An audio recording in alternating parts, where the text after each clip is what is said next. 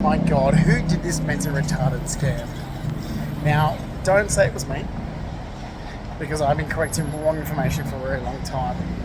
And it's because Sydney government workers or whatever, people misinterpreted certain events and situations. And, well, okay. So basically, no. Living with injuries like I had and some forms of PTSD, it's complex PTSD, sleep terrors and flashbacks from an injury I had after work when I was over at Hosted Star Casino. They're not mentally retarded. It's not mental health issues, so to speak. These are things that people that have been to war have, similar to, or some even police officers or first responders have similar things, so I would understand what that would be. It's how you would manage it. I manage it with the city. My shoulders and my whole body is relaxes in the city. That is my meditation. So apart from this, no, I have studied design.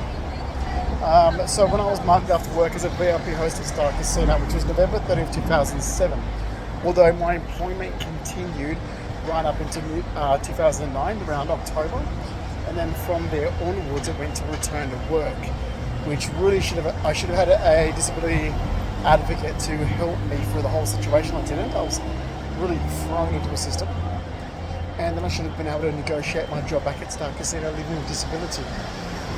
Now, back then that wasn't able, but we live in a different world now, so maybe that's a possibility, although I really want to go back to my TAFE College studies. So, my TAFE College studies in design. So I am an artist, so I will always keep up with my artwork, and I have entered 3 small paintings into a art exhibition at the moment, and I will always continue with my artwork. I've studied art, I've worked in art, I've even done competitions in art and been paid for art. I've studied design, I've done work in design, I've been paid for design work. I haven't done anything in design since 2012, and I really want to be able to go back and study, sink my teeth, actually sit down and go, okay, mind, I guess, in design is going to be always a creative style of design, so I need to brush up on what I need to be able to do in design to help me be, wanted in design. I'm good at it in aspects of it, but there's going to be better. It's one of those creative jobs that, are you going to be sought out for what you work or not? Oh, I don't want to be, geez, that building's stunning, isn't it? Okay, yeah.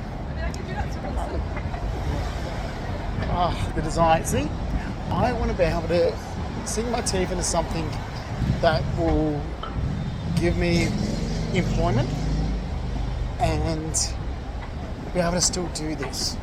A great example, say, I did really well in a design of wearable object, but I guess I'm going to need to be better at tailoring to go further with that, with, say, fashion design. But I loved interior design. I loved product design. I excelled in it. I did furniture design. There's things, okay, I can do. Furniture design, I was good at. The execution, well, I'm not a carpenter. So, I'm sure there is